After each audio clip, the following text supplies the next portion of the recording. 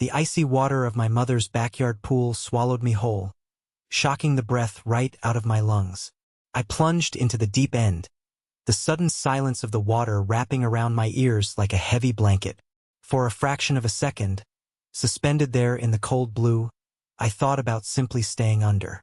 I thought about letting the water muffle the sounds of the people above me, the people who shared my blood but had never once treated me like family.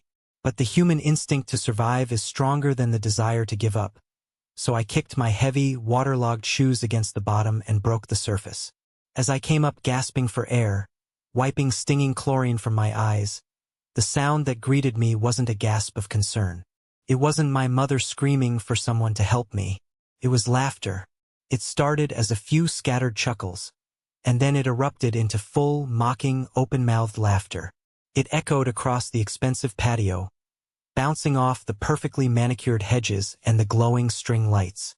My own brother, Carter, the man of the hour, was standing right at the edge of the pool with a smug, arrogant smirk plastered on his face. He didn't reach out a hand. He didn't even drop his champagne glass. Isabella, his beautiful, terrible fiancée, was practically leaning on him, her hand covering her mouth as she giggled like she was watching a clumsy clown at a circus. And then there was my mother, Denise. She stood towering over me at the edge of the concrete coping, her expensive pale blue designer dress completely dry, her makeup flawless. There was no accident in her eyes. There was no apology. She glared down at me with a look of pure, unadulterated disgust. "You don't belong in this picture," she hissed, her voice low enough that only I and the people immediately next to her could hear the venom, but loud enough to shatter whatever was left of my heart. "Look at you. You ruin everything." I stood there, treading water in my ruined suit, feeling a lifetime of rejection, of being the outcast, of being the family scapegoat, settled deep into my bones. The humiliation burned in my chest, hotter than the chlorine in my eyes. I was 30 years old, a grown man who had built a life for himself completely on his own, and yet here I was, reduced to a soaking wet joke for my family's entertainment.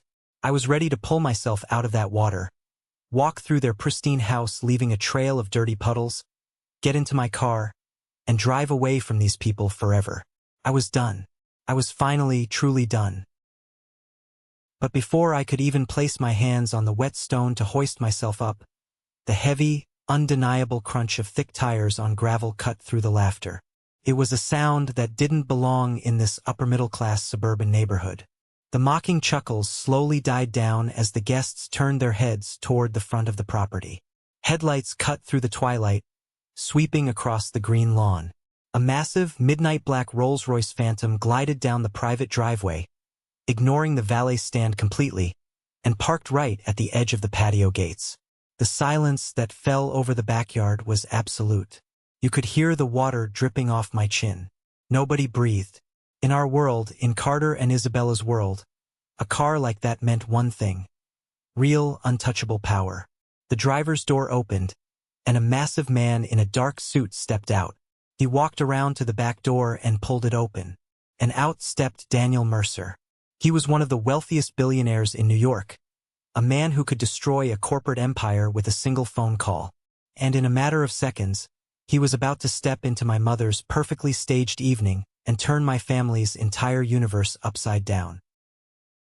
Before I tell you exactly how my mother's perfect evening shattered into a million pieces, let me know where you are watching from in the comments below.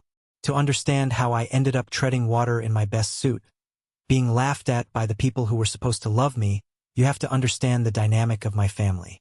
My name is Elijah. I am 30 years old, and for as long as I can remember, I have been the ghost haunting my own home. Carter is 2 years younger than me. From the moment he was born, he was the golden child. He had my mother's bright eyes, her easy, manipulative charm, and a natural ability to tell people exactly what they wanted to hear. My mother, Denise, is a woman who lives and breathes for appearances.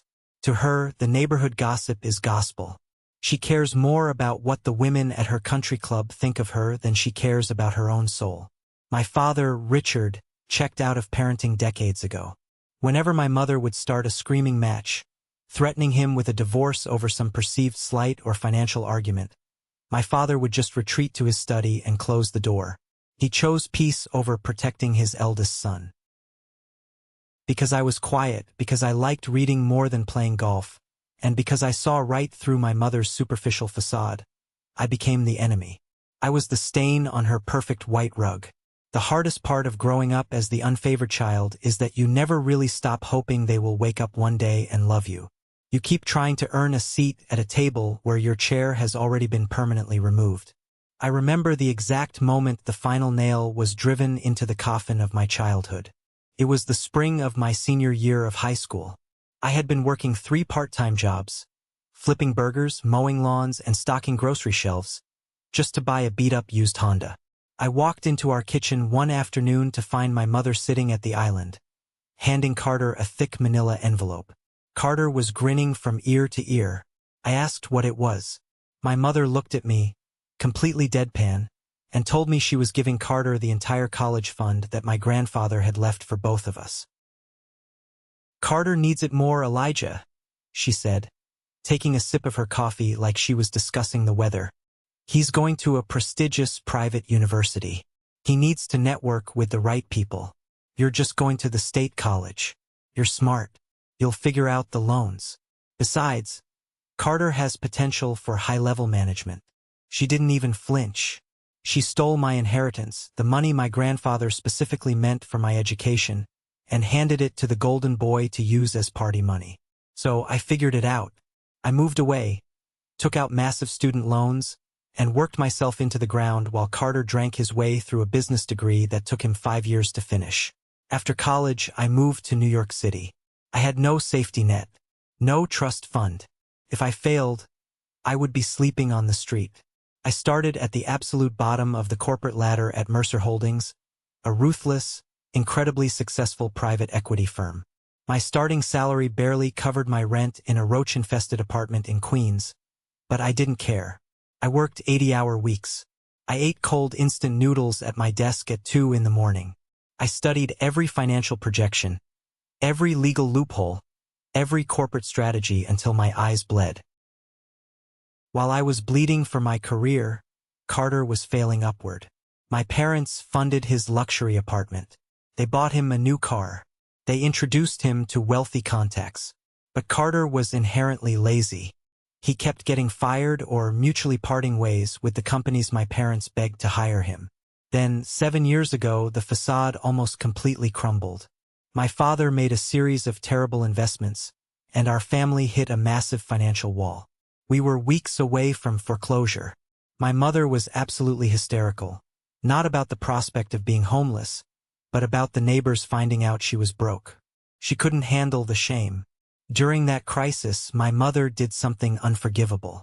She took my grandmother's antique diamond engagement ring, the only piece of real, meaningful history our family had left, a ring that was supposed to be kept safe for future generations, and she secretly pawned it. I found out when my father called me, crying, drunk on cheap whiskey, confessing what she had done. I had just received my first real, substantial bonus at Mercer Holdings. It was the money I was going to use to finally pay off a massive chunk of my student debt and maybe buy a decent mattress.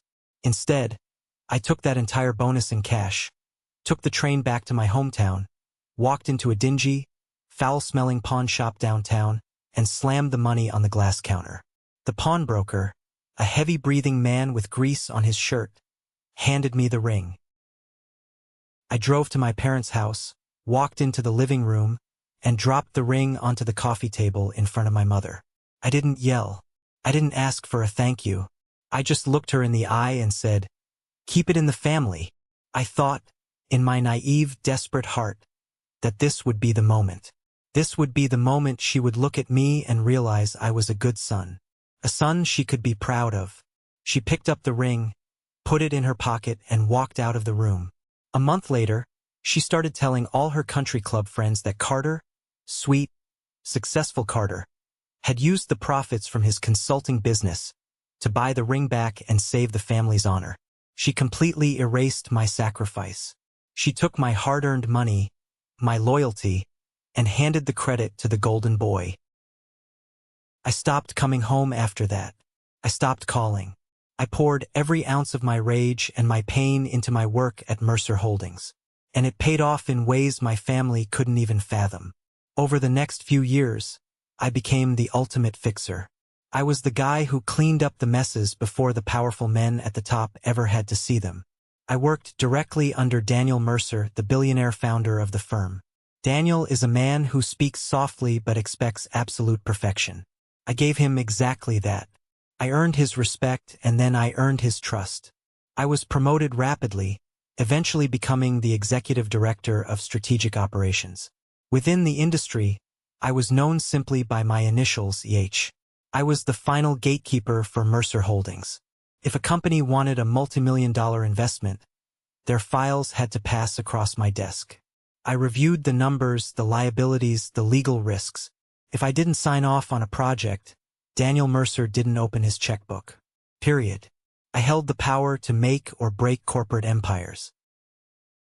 But back in my hometown, my mother was spinning a very different narrative. To her friends, Carter was a rising corporate titan, and I was just a lowly administrative assistant. Whenever relatives asked about me, she would sigh dramatically and say I was doing secretary work in the city, fetching coffee and filing papers. She couldn't understand my job, so she diminished it. I let her tell her lies. I didn't need her validation anymore. I had a massive salary, a penthouse apartment, and the ear of a billionaire. Then, 3 days ago, my desk phone rang. It was Julian, my cousin. Julian always played the role of the family peacemaker, though I always suspected he just liked the drama. He sounded frantic. "Elijah, you have to come down this weekend. It's Carter's engagement party. He's marrying Isabella Sterling. Aunt Denise has been crying all morning because you haven't RSVP'd. She feels terrible about how distant you two have been. Carter really wants his big brother there. Please, man, do it for the family." I deal with manipulators and liars every single day. I negotiate with corporate sharks. I should have seen right through Julian's manufactured panic. But a tiny, stupid part of my heart, the part that still remembered being a little boy wanting his mother to hug him, took the bait. I told Julian I would drive down. I didn't know who Isabella Sterling was. I didn't know that her father, Arthur Sterling, was the CEO of Sterling Logistics. And I certainly didn't know that Arthur Sterling was currently drowning in hidden debt, desperately seeking a $50 million bailout from Mercer Holdings to avoid bankruptcy. I didn't know that the very file detailing Arthur's corrupt labor practices and financial liabilities had been sitting on my desk for 3 months, waiting for my final stamp of rejection. I was walking completely blind into a trap, set by people who only saw me as an ugly prop to make their perfect family portraits look a little more charitable. The drive from New York took a little over 2 hours. I pulled up to my mother's sprawling suburban house just as the sun was beginning to dip behind the massive oak trees that lined the street. The entire property had been transformed. It looked less like a family gathering and more like a Hollywood movie set. There were valet attendants in matching red vests taking keys from guests driving BMWs and Lexuses. String lights were draped elegantly over the driveway, and a string quartet was playing softly on the front porch. I handed my keys to the valet, adjusted the cuffs of my tailored dark suit, and walked up the paved walkway. Right near the entrance, there was a massive ornate floral board resting on a gold easel. It read, in flowing white script, "Carter and Isabella, welcoming the Sterling family." Beneath that, in slightly smaller letters, it said, "Hosted by Richard, Denise, and Julian." I stopped and stared at the sign. They had put my cousin's name on the welcome board, but not mine. Not the older brother. Not the eldest son. Just a blank space where my existence should have been. I felt my chest tighten, a familiar, heavy ache spreading behind my ribs. I almost turned around and walked back to my car right then and there. But I had driven 2 hours, and I wasn't going to let them think I was a coward. I took a deep breath, pasted a neutral expression on my face, and walked through the side gate toward the backyard patio. The smell of expensive grilled salmon and chlorine from the pool filled the air. Waiters in crisp white shirts were circulating with silver trays of champagne and hors d'oeuvres. I recognized people I had grown up with, old neighbors, distant aunts and uncles, all dressed to the nines, laughing and sipping their drinks. Before I could even make it to the bar to get a glass of water, my mother appeared. She seemed to materialize out of thin air. She was wearing a pale blue designer dress that looked like it belonged on a runway, her hair perfectly coiffed. She stopped 3 feet away from me, her eyes sweeping up and down my dark suit. The fake, gracious smile she had been wearing for the guests vanished instantly, replaced by a hard, thin line. "You actually came," she said. "It wasn't a greeting. It was an accusation." "I told Julian I would," I replied, keeping my voice perfectly even. She crossed her arms, her diamond bracelets clinking together. "Well, you're late, and I wish you had worn something a little more festive, Elijah. You look like you're heading to a funeral. And please, I am begging you, do not make tonight about yourself. The Sterlings are incredibly important people. Arthur Sterling has a massive logistics empire.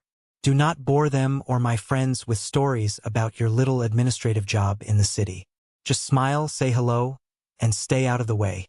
Tonight is about Carter." I looked at her, truly looked at her. The sheer audacity of her words was staggering. I ran the strategic operations for a firm that could buy Arthur Sterling's company and sell it for parts before lunch. But I didn't say it. Handing the truth to people committed to misunderstanding you is a waste of breath. I just gave her a tight, polite nod. "Understood, Mother."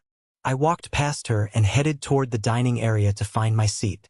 There was a long, breathtakingly beautiful head table set up beneath a white canopy. It was decorated with cascading white roses, crystal wine glasses, and silver plates. I saw the beautifully printed name cards. Carter, Isabella, Arthur Sterling, his wife Eleanor, my parents, and even Julian. I walked slowly down the entire length of the table. My name wasn't there. A hot flush of humiliation crept up my neck. I looked around the yard and finally spotted my name card. It had been placed on a tiny, wobbly, round cocktail table in the far corner of the yard, half hidden behind a massive potted hedge. It was situated right next to the stone pathway where the catering staff was carrying dirty dishes back to the kitchen. I was 30 years old, a grown man who commanded boardrooms in Manhattan, and they had banished me to the kids' table next to the trash. Just as I reached my little table, Julian walked past, holding a glass of scotch. He stopped, feigning surprise, and put on a look of deep, fake pity. "Oh, man," Julian said, shaking his head. "Elijah, I'm so sorry. I think Carter wanted the main table to look balanced for the photographs. You know how Isabella is about aesthetics. They needed an even number. Don't take it personally, all right? I'm just glad you made it." I stared at Julian. I knew exactly what he was doing. He was playing the middleman, kissing up to my mother and Carter to ensure he stayed in their good graces, probably hoping for a handout. "I'm sure the photographs will be beautiful, Julian," I said coldly. He blinked, unaccustomed to me not taking the bait, and scurried away. I sat down at my isolated table. A few minutes later, an old high school friend of Carter's, a guy named Marcus, strutted by. Marcus had always been a bully, a guy who peaked in high school and now rode Carter's coattails. He leaned over my table with a smug, oily grin. "Hey, Elijah," Marcus sneered. "Still fetching coffee for the big guys in New York? Carter tells me you're basically a glorified assistant these days. Listen, let me know if you need a real job. Carter and I are going to be running a massive operation soon. I'm sure he could find a spot for you in the mailroom. Family takes care of family, right?" I didn't break eye contact. I didn't raise my voice. I just looked at him with the same detached clinical interest I used when reviewing a bankrupt company's assets. "I'm doing just fine, Marcus. Enjoy the free alcohol while it lasts." Marcus scoffed, muttered something under his breath, and walked away. I sat there alone for over an hour, watching my family celebrate a life I was explicitly excluded from. The only person who showed me a shred of human decency was an older man working the catering staff, a chef whose name tag read Thomas. He noticed me sitting alone by the dish return. He quietly walked over, carrying a plate of hot, perfectly cooked steak and a glass of sparkling water with a slice of lemon. "You look like you've had a long drive, sir," Thomas said kindly, setting the plate down. "It gets loud out there. Enjoy the quiet." I thanked him genuinely. It was a tiny gesture, but that chef showed me more respect in 10 seconds than my own mother had in 30 years. Later in the evening, I decided to stretch my legs. I walked toward the outdoor bar near the edge of the patio. That is when I overheard Arthur Sterling holding court with a group of men, including my father, Carter, and Marcus. Arthur was a loud, red-faced, barrel-chested man who clearly loved the sound of his own voice. He was holding a thick cigar, laughing loudly at his own jokes. I stood in the shadows near a trellis, out of sight, and listened. "I'm telling you, Richard, this merger is going to put Sterling Logistics on the map globally," Arthur bragged, slapping my father on the back. My father just nodded along meekly. "My future son-in-law here, Carter, is going to step in as the vice president of operations. We are securing a $50 million capital injection from Mercer Holdings. $50 million. It's basically a done deal." Carter puffed out his chest, looking incredibly proud of a victory he hadn't even earned. "We are just waiting on the final signature from their operations director," Carter said smoothly, taking a sip of his drink. "Some guy who goes by the initials EH. My lawyers say he is notoriously difficult, a real stickler for the rules, but Arthur's legal team has assured us they've greased the right wheels. He's going to sign off by Monday morning." I froze in my tracks. The glass of sparkling water in my hand suddenly felt very cold. My heart started pounding a slow, heavy rhythm against my ribs. I knew Arthur Sterling's company. I knew it intimately. For the past 3 months, my team and I had been tearing apart his financial records. His logistics company was a crumbling house of cards, built on massive hidden debt, shell corporations, and severe unethical labor practices in their overseas warehouses. The lawyers had been hounding my office relentlessly, begging for a meeting with H, offering lavish gifts and hinting at bribes, doing everything they could to bypass my risk assessment. And I had a thick red file sitting on the center of my desk in New York, ready to be stamped with a massive "rejected" on Monday morning. I watched Carter smile, completely oblivious to his impending ruin. My golden boy brother was marrying into a sinking ship, and he thought he was climbing aboard a luxury yacht. He thought the money was guaranteed. He thought Mercer Holdings was going to hand him $50 million to play with. He had absolutely no idea that the man who held the keys to the vault, the terrifying they were all whispering about, was standing 10 feet away, drinking water out of a plastic cup. Carter suddenly turned his head and noticed me standing near the trellis. He whispered something in Arthur's ear, and they both walked over to me. Isabella, poured into a tight, incredibly expensive designer dress, followed closely behind them. As she walked, she raised her left hand to brush her hair back, and the patio lights caught the brilliant flash of a diamond. My grandmother's diamond. The ring I had bought back with my blood and sweat. "Elijah," Carter said, his voice dripping with condescension. "I see you found your little table back there. Listen, Arthur and I were just talking. Once the new capital comes in next week, we are going to be expanding the headquarters. I know you're stuck doing administrative work right now, answering phones and all that, but I could probably talk to the HR department and get you an interview for a low-level management spot. We believe in helping family." Isabella let out a sharp, unpleasant laugh. "Oh, Carter, you are too generous. But we really need people with actual corporate business experience, honey. Elijah might be a bit out of his depth in a real office."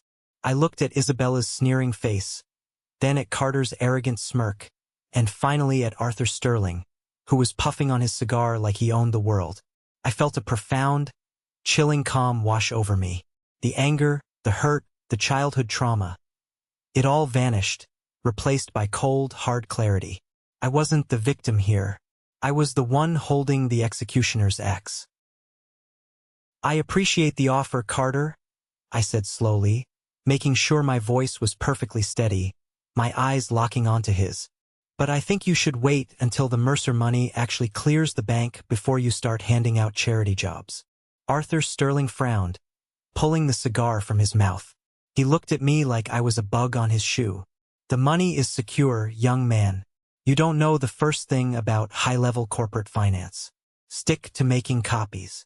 I just smiled a small, tight, genuine smile. We'll see. I turned and walked away, heading back toward the main patio as the sky turned pitch black. The air felt heavy, thick with the promise of a storm. The final act of this miserable family play was about to begin, and for the first time in my life, I knew exactly how I was going to rewrite the ending. The party naturally gravitated toward the edge of the large, illuminated swimming pool as the time for speeches approached. Waiters expertly navigated through the crowd, handing out fresh crystal flutes of champagne. I stood near the back, leaning against a cool stone pillar, watching the spectacle unfold. My mother, Denise, stepped up to a small microphone they had set up near the water's edge. She tapped a silver spoon against her glass, demanding the absolute attention of every guest in the yard. She looked radiant, playing the role of the perfect, loving matriarch with terrifying precision. Family, my mother began, her voice trembling with perfectly practiced emotion. Family is knowing who belongs in your life and protecting what matters most. She paused, letting the guests murmur in agreement. When I look at my son Carter and his beautiful Isabella, I see the future. I see success, I see beauty, and most importantly, I see a legacy. Richard and I have always raised Carter to understand the value of hard work, loyalty, and tradition. And seeing him give Isabella my dear mother's antique diamond ring, well, it just proves that he is a man who honors our history, a man who sacrifices for the people he loves. I felt my jaw clench so tightly I thought my teeth would crack. A vein throbbed in my temple. She was standing there, in front of 100 people, taking the ultimate sacrifice I had made, the money I had bled for, the ring I had rescued from a pawn shop, and wrapping it up like a shiny gift for my brother to claim as his own. I looked across the crowd and locked eyes with my Aunt Martha. Martha knew the truth. She was the only other person who knew I had bought that ring back. But the moment my eyes met hers, she quickly looked down at her expensive shoes, too cowardly, too afraid of my mother's wrath to ever speak up and defend me. My mother wiped a delicate, fake tear from the corner of her eye, careful not to smudge her makeup. The crowd clapped enthusiastically. Arthur Sterling raised his glass high in the air and shouted, "To the future of Sterling Logistics and the new family." Carter beamed, looking like a king surveying his newly conquered kingdom. Then, the hired photographer stepped forward, clapping his hands loudly to corral the guests. "All right, everyone, beautiful speeches. Now, before we lose the lighting, let's get the immediate family together for some formal portraits right here by the water. I need Richard, Denise, Carter, Isabella, and Arthur right here in the center. Let's make it tight. Everyone smile." People started shuffling around, making room for the VIPs. I took a slow, deep breath, pushed myself off the stone pillar, and began walking toward the group. I didn't want to be in their picture. I hated being near them. Every fiber of my being wanted to walk out the front door. But I was Carter's older brother. I was immediate family. If I didn't walk up there, it would cause whispers among the guests. I was just trying to do the polite thing, to fulfill the bare minimum requirement of my bloodline. As I stepped into the bright, harsh glare of the camera's lighting umbrellas, my mother saw me approaching. Her perfect, glowing smile vanished instantly. Her eyes widened in a sudden, visceral panic. She quickly stepped away from Carter and intercepted me before I could reach the edge of the group. She reached out and grabbed my upper arm. Her manicured fingernails dug painfully through the fabric of my suit jacket, pinching my skin. "What do you think you are doing?" she hissed under her breath, her face inches from mine. Her breath smelled of champagne and mints. "I am getting in the family photo," I said quietly, keeping my face neutral for the guests watching us.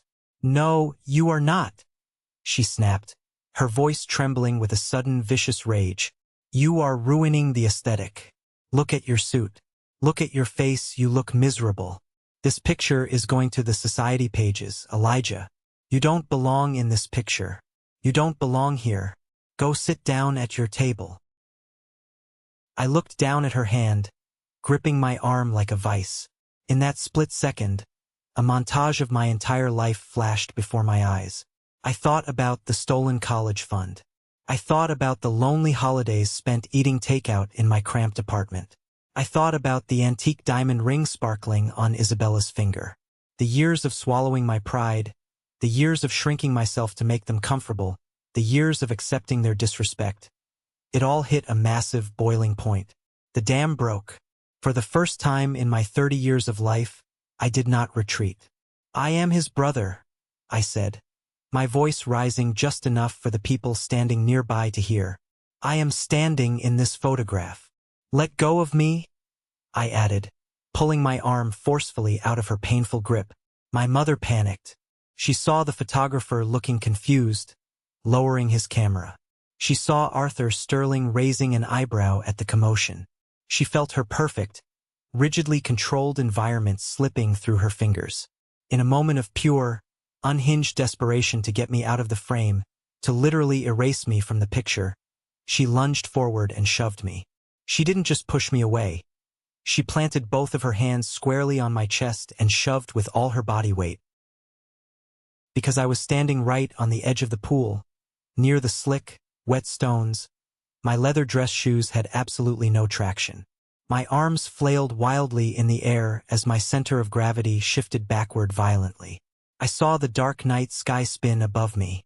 I saw the shocked faces of the guests. And then, the cold, heavy water slammed up to meet me. The impact knocked the wind out of me, plunging me into the silent blue depths. When I finally broke the surface, gasping and wiping the water from my eyes, the sound that greeted me wasn't horror.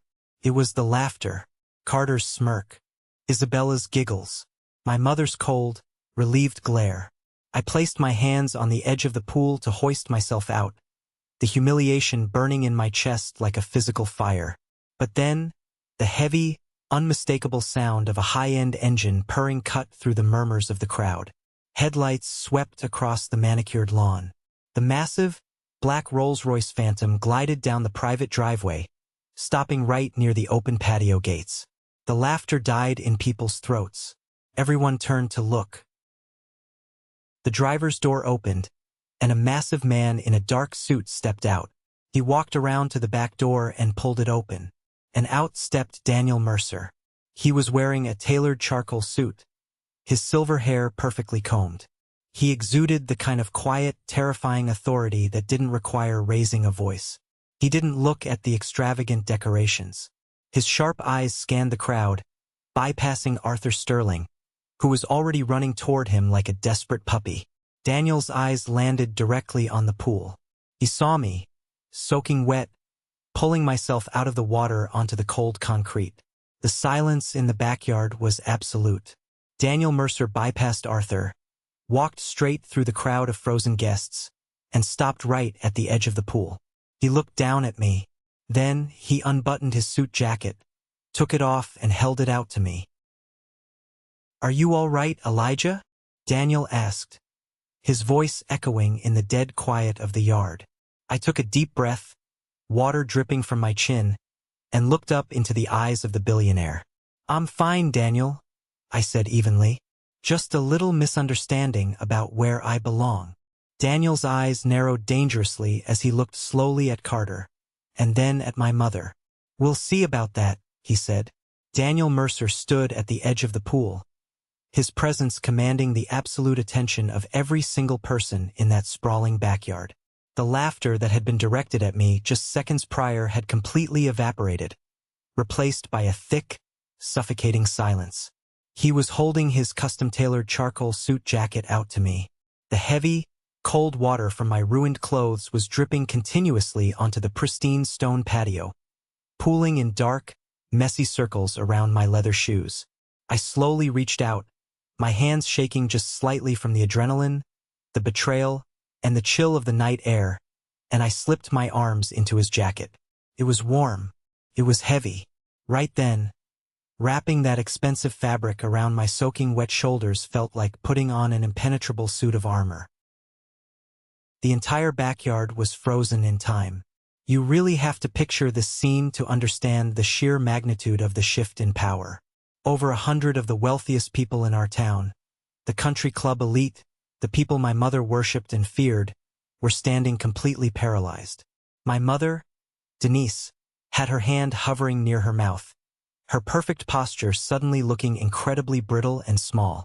Carter's arrogant, mocking smirk had completely melted off his face, replaced by a look of absolute, blank confusion. He looked like a child who had just dropped his ice cream on the sidewalk.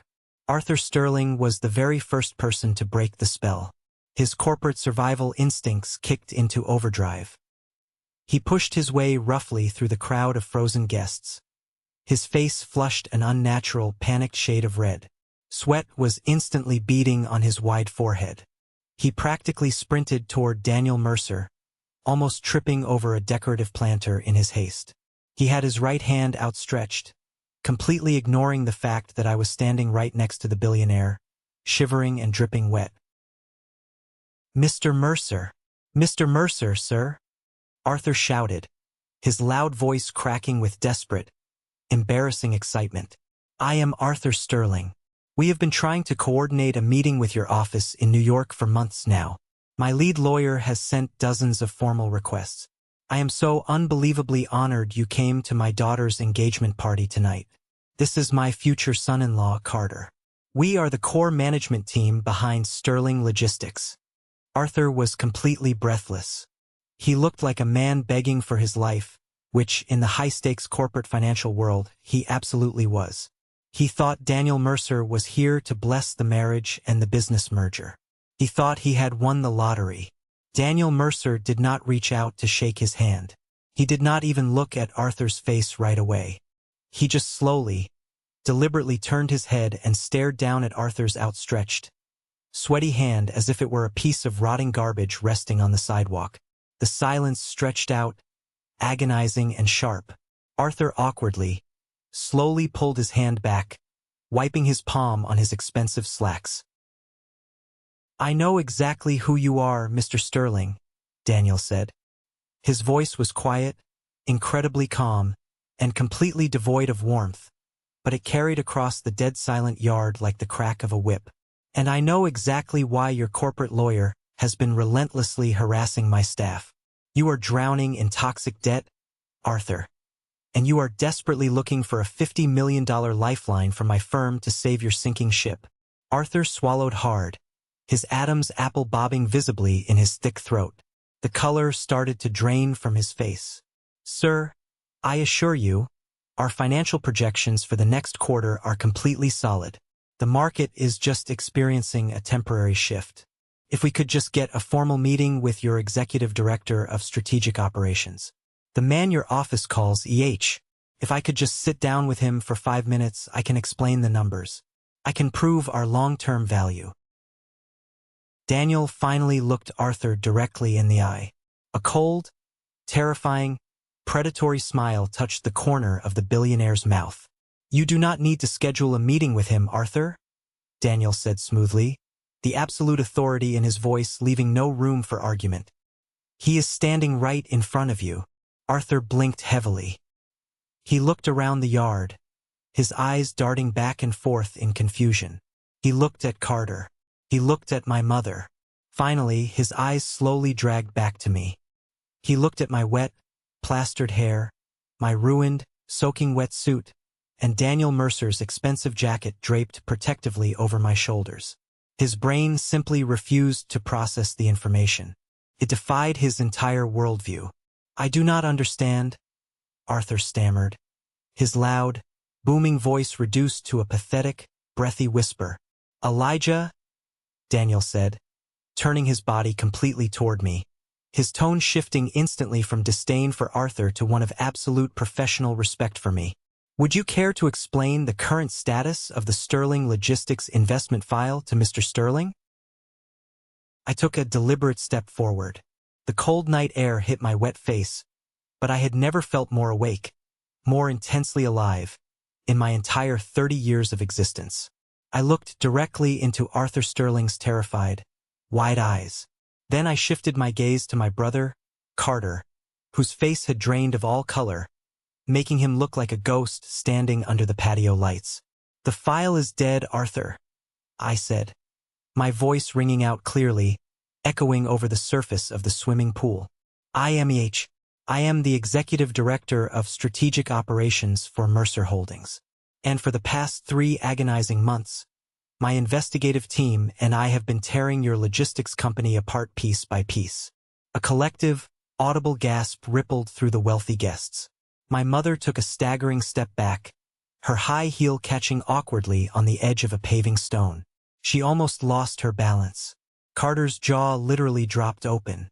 He tried to form a word, he tried to speak, but his throat was completely dry. I did not stop. I let 30 years of being the invisible, unloved, disrespected son fuel every single syllable that left my mouth. "You wanted $50 million of our capital," I continued, taking another step closer to Arthur, forcing him to look up at me. "But my comprehensive audit found your hidden offshore accounts. We found the massive, undeclared liabilities you tried to bury in shell companies. We found the severe, unethical labor practices in your Southeast Asian warehouses that you desperately tried to hide under fake ledger entries. Your entire company is a fraud, Arthur. It is a house of cards waiting for a strong breeze. And I do not throw Mercer Holdings money into a black hole. The deal is rejected. I personally stamped it rejected last Tuesday." Arthur's face went from pale to a sickly, ash-gray color. His heavy chest heaved as he struggled for air, clutching the lapels of his own suit. "No," he whispered, shaking his head frantically. "No, you are a secretary. Carter told me you were an administrative assistant. He told me you fetched coffee and filed papers." I looked at my golden boy brother, who was now physically trembling, his hands shaking at his sides. "Carter says a lot of things to make himself look bigger, Arthur. He also stood here tonight and let my mother tell everyone in this yard that he bought his beautiful fiancée an antique diamond ring with his own hard-earned business profits. That was a lie, too. Carter hasn't earned a single dollar of his own in his entire life." Daniel Mercer stepped forward, standing shoulder to shoulder with me, presenting a united, impenetrable front. "My firm operates on absolute trust, transparency, and integrity, Mr. Sterling," Daniel said to the crowd. "Elijah is my most trusted executive. He holds the keys to my vault. He told me this logistics deal was toxic garbage, and his word is the final law in my building. Furthermore, after personally witnessing the sheer lack of basic human decency displayed by this family in this yard tonight, I would not invest a single dime of my money in anyone associated with them. This is the moment that changes everything, the moment I finally took back control of my life. Thank you so much for your patience and for staying with me until now. You've been amazing. Please give this video a like and comment one below to let me know you've made it this far. Not only does this help more people find this story, but it also lets me know that my experiences truly mean something to someone. Your support is my greatest motivation to keep sharing the rest of this journey. The brutal, uncompromising reality of my words slammed into Arthur Sterling like a physical freight train. He stood there, frozen, as the horrifying truth washed over him. He realized, standing there in front of the entire town, in front of his peers and competitors, that his company was effectively dead. Mercer Holdings was the ultimate gold standard in the private equity world. If we publicly rejected a deal due to fraud and hidden liabilities, no other bank, no other venture capitalist, no other investor in the entire country would ever touch his business. He was completely, irrevocably ruined. Arthur spun around, his eyes blazing with absolute, unhinged fury, and charged directly toward my father and Carter. "You lied to me!"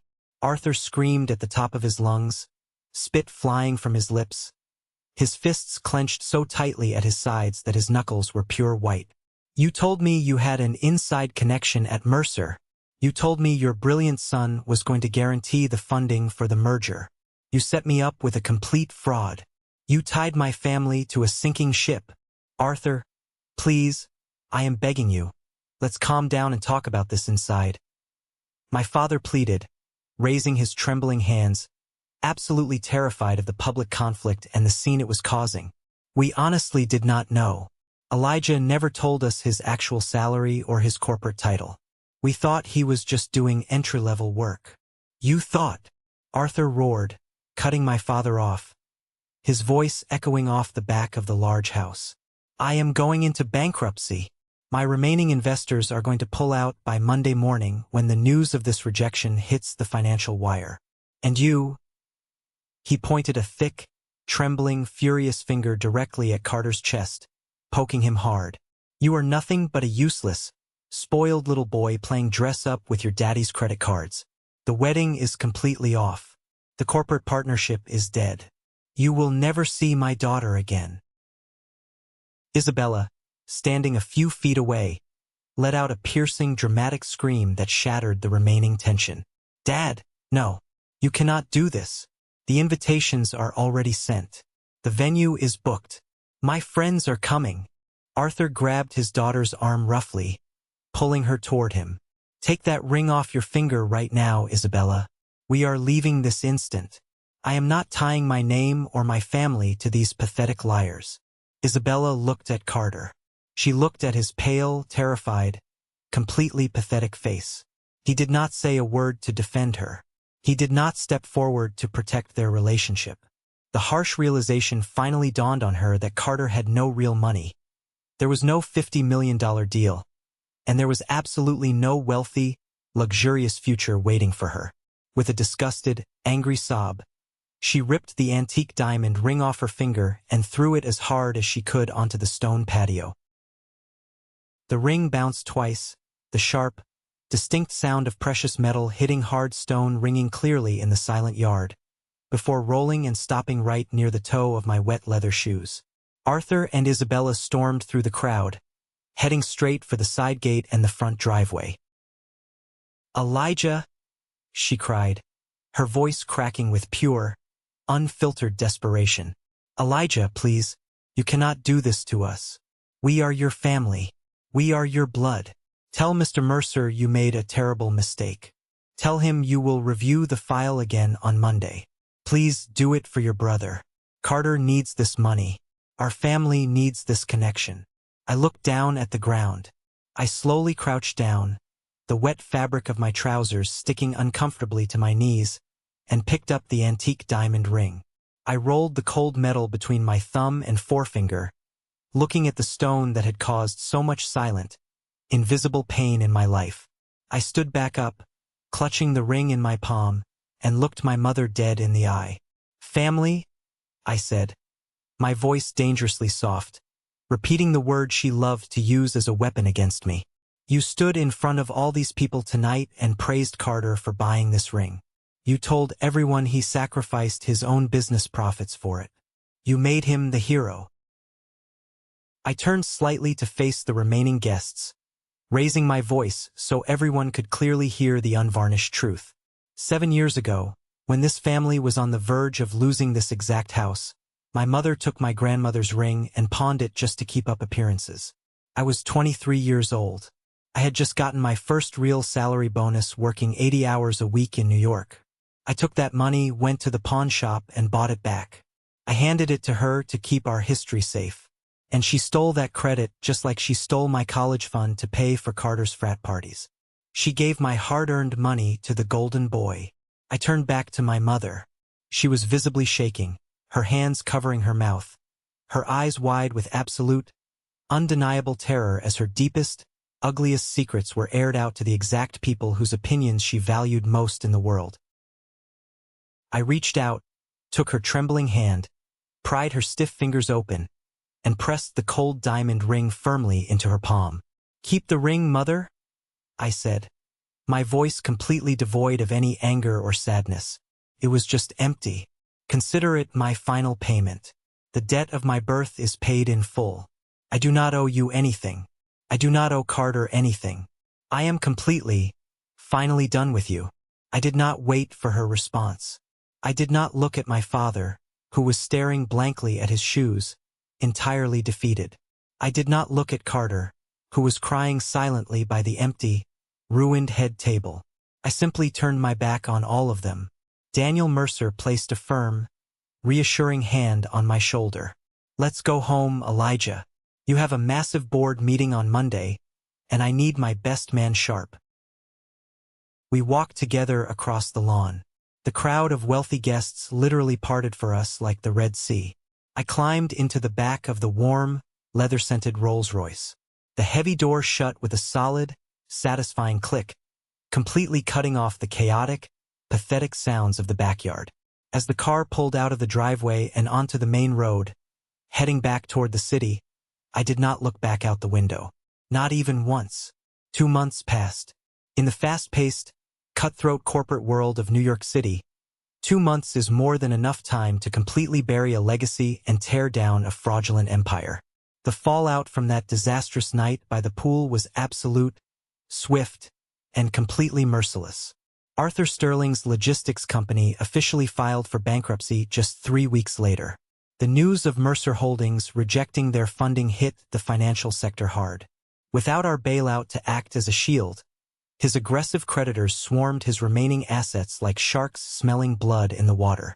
Arthur spent his days in courtrooms, screaming at a lawyer he could no longer afford to pay. The grand society wedding, obviously, remained permanently canceled. I heard through the grapevine that Isabella quickly moved down to Miami and was already engaged to a much older, incredibly wealthy real estate developer. She landed on her feet as people like her always do. My own family's world, however, completely unraveled at the seams.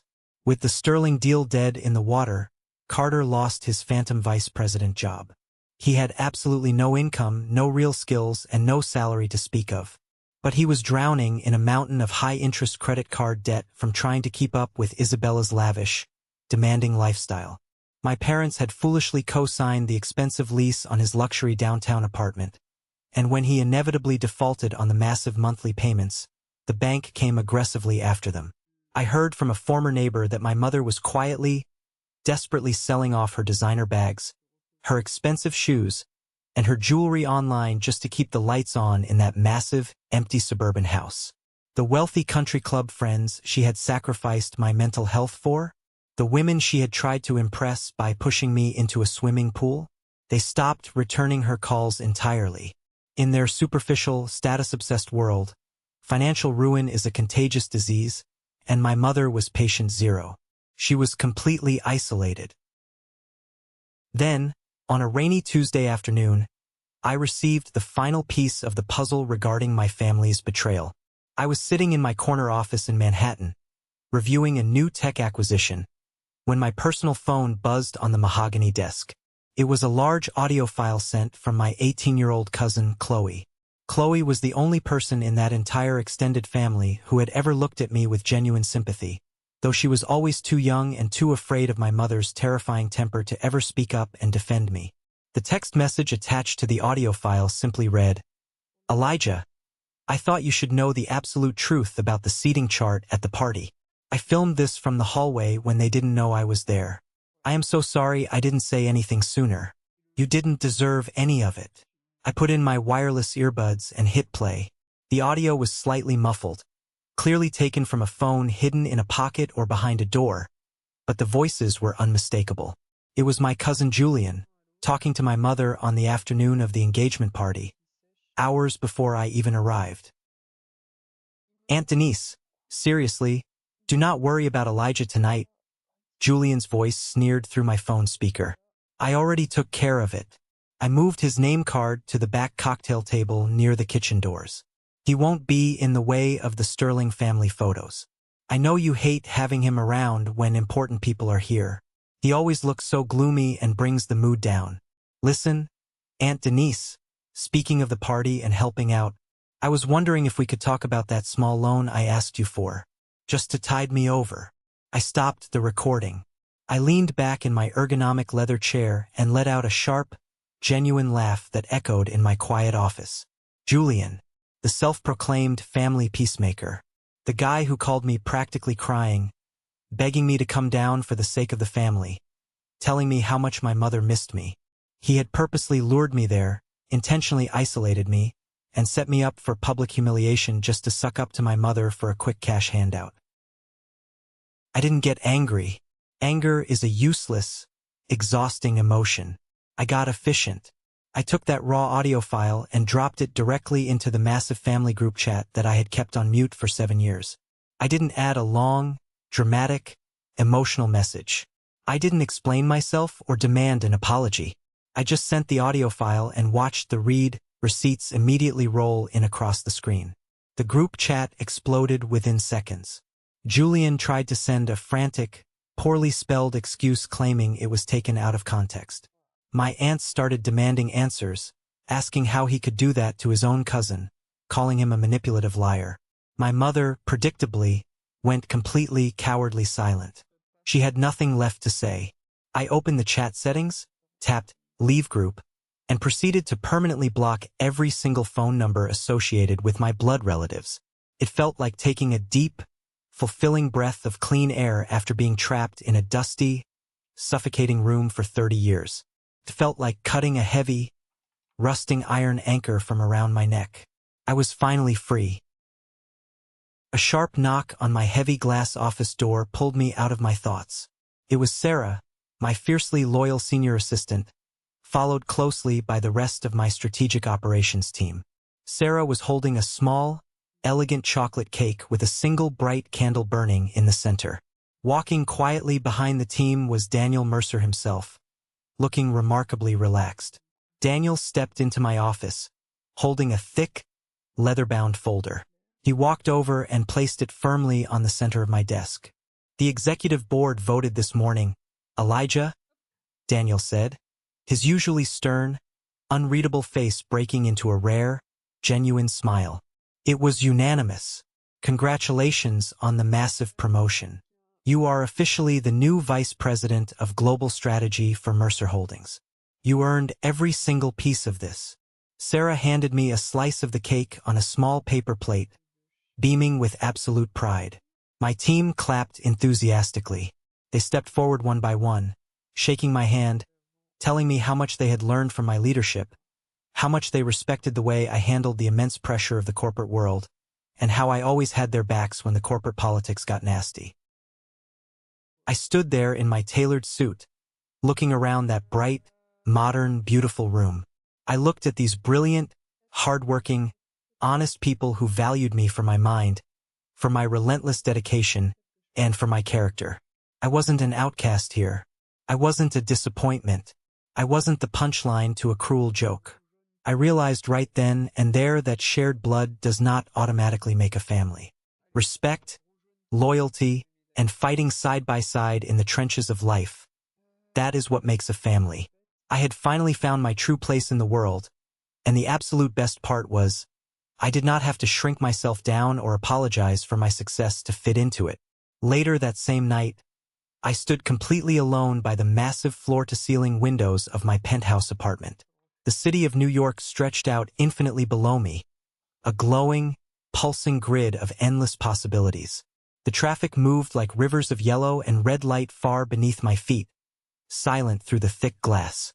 It was completely quiet up here, peaceful, the kind of peace you only achieve after surviving a war.